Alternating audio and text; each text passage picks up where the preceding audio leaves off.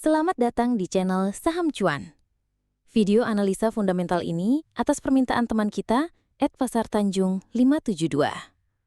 Sebelum kita mulai, perlu saya ingatkan, video ini sepenuhnya untuk edukasi, bukan ajakan beli atau jual. Semua keputusan investasi sepenuhnya ada di tangan Anda. Saya harap video ini bisa memperkaya wawasan teman-teman tentang fundamental perusahaan, khususnya PT Bakriland Development Tbk atau ELTY. Yuk, langsung kita mulai.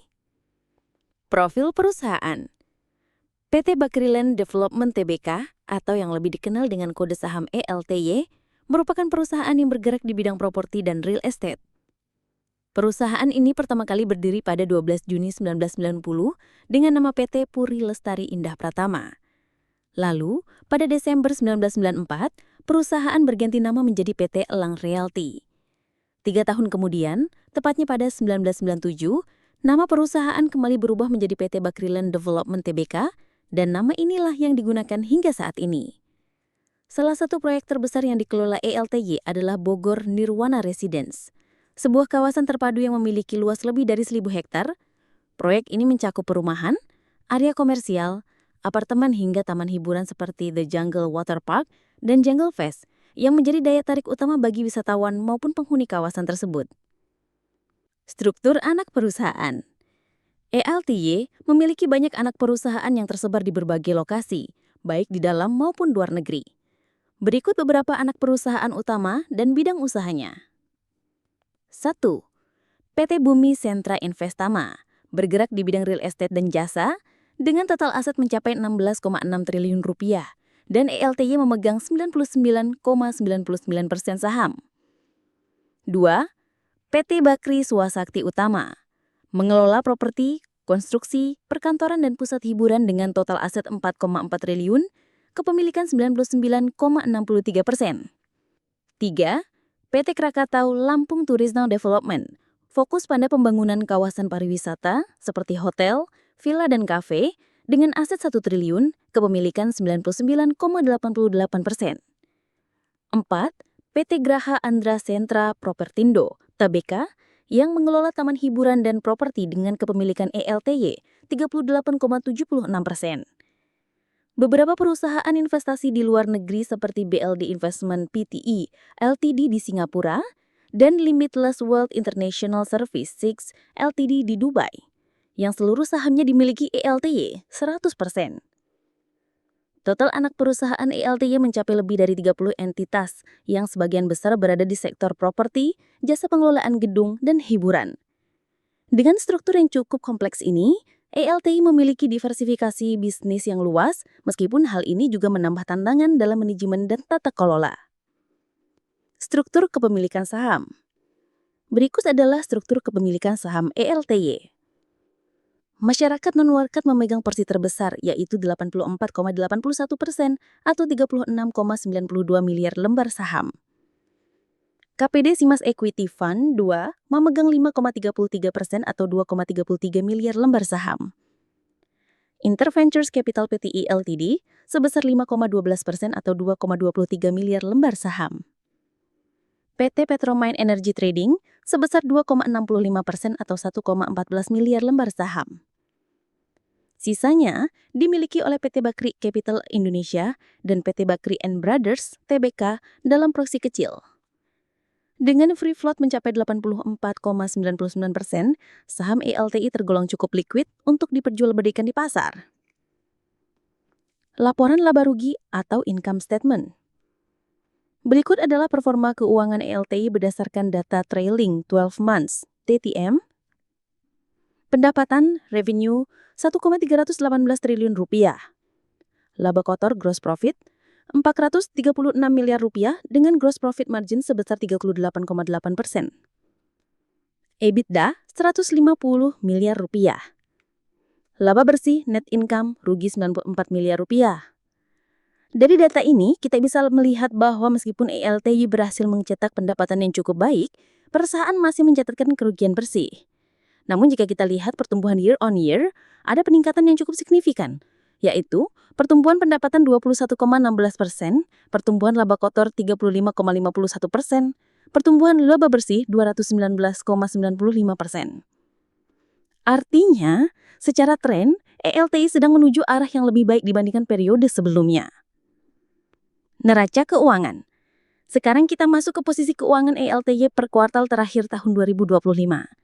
Total aset 8,863 triliun rupiah, total liabilitas 2,875 triliun rupiah, total ekuitas 5,539 triliun rupiah, total utang 1,082 triliun rupiah, terdiri dari utang jangka panjang 644 miliar rupiah, utang jangka pendek 438 miliar rupiah.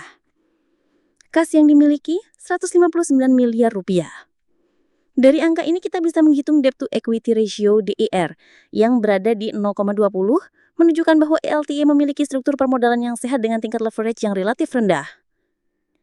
Namun, yang perlu dicermati adalah working capital yang negatif 249 miliar rupiah mengindikasikan potensi kesulitan likuiditas jangka pendek. Arus kas atau cash flow. Berikut gambaran arus kas ELTY dalam 12 bulan terakhir. Arus kas dari operasional 85 miliar rupiah, arus kas dari investasi minus 179 miliar rupiah, arus kas dari pendanaan positif 110 miliar rupiah, belanja modal capex minus 205 miliar rupiah, free cash flow minus 120 miliar rupiah. Dari sini kita bisa simpulkan bahwa arus kas operasional positif yang berarti bisnis inti perusahaan masih menghasilkan kas. Namun, karena belanja modal dan investasi cukup besar, free cash flow menjadi negatif yang perlu diantisipasi untuk pembiayaan proyek-proyek ke depan. Valuasi dan market position. Untuk valuasi kita lihat beberapa rasio utama. Price to sales ratio atau PS 0,56, relatif murah. Price to book value atau PBV 0,13, sangat undervalue dibanding nilai bukunya. Current PE ratio atau TTM, minus 7,90, negatif karena perusahaan masih rugi. Enterprise value to EBITDA atau EV to EBITDA, 14,13, cukup tinggi untuk sektor properti. Dengan market cap 740 miliar rupiah dan free float yang besar, saham ELPI berada di kategori mid cap di sektor properti. Jika dibandingkan dengan IHSG dengan nilai median PE ratio 8,944, saham ELTY tergolong sangat murah namun investors tetap perlu berhati-hati karena perusahaan masih mencatat kerugian bersih. Profitabilitas dan efisiensi. Selanjutnya kita lihat tingkat profitabilitas dan efisiensi ELTY. Return on asset atau ROA minus 1,06% negatif. Artinya perusahaan belum optimal memanfaatkan aset. Return on equity atau ROE juga negatif. Gross profit margin 38,80% cukup sehat. Operating profit margin 16,07% masih moderate. Net profit margin 5,77% tipis namun positif dalam kuartal terakhir. Cash conversion cycle atau CCC adalah 366 hari yang berarti butuh hampir 1 tahun bagi ELTY untuk mengubah investasi dalam persediaan menjadi kas. Ini menunjukkan likuiditas yang cukup ketat dan perlu pengelolaan yang lebih baik. Kesimpulan dan prospek. Jadi bagaimana kesimpulan kita tentang ELTY? Kekuatan perusahaan memiliki aset besar di sektor properti, termasuk proyek strategis seperti Bogor Nirwana Residence. Struktur permodalan relatif sehat dengan DER hanya 0,20. Pendapatan tumbuh signifikan dengan year-on-year growth di atas 20%. Saham undervalue dengan PBV hanya 0,13. Tantangan yang dihadapi? Laba bersih masih negatif sehingga investor harus berhati-hati. Free cash flow negatif karena tingginya belanja modal. Cash conversion cycle yang panjang menunjukkan likuiditas ketat. Dan manajemen yang kompleks karena memiliki lebih dari 30 anak perusahaan. Prospek ke depan. Jika ELTY mampu meningkatkan efisiensi, mengelola utang, dan mempercepat penjualan unit properti, maka peluang untuk kembali mencatatkan laba bersih positif sangat terbuka. Dengan valuasi yang murah, saham ini menarik bagi investor yang berorientasi value investing dan memiliki horizon jangka panjang. Tetapi tentu saja risikonya tetap besar. Itulah analisa fundamental lengkap untuk PT Bakriland Development Tbk atau ELTY. Bagaimana pendapat teman-teman tentang saham ini? Silakan tuliskan di kolom komentar. Jangan lupa untuk like, share, dan subscribe channel Saham Cuan agar tidak ketinggalan analisa saham berikutnya.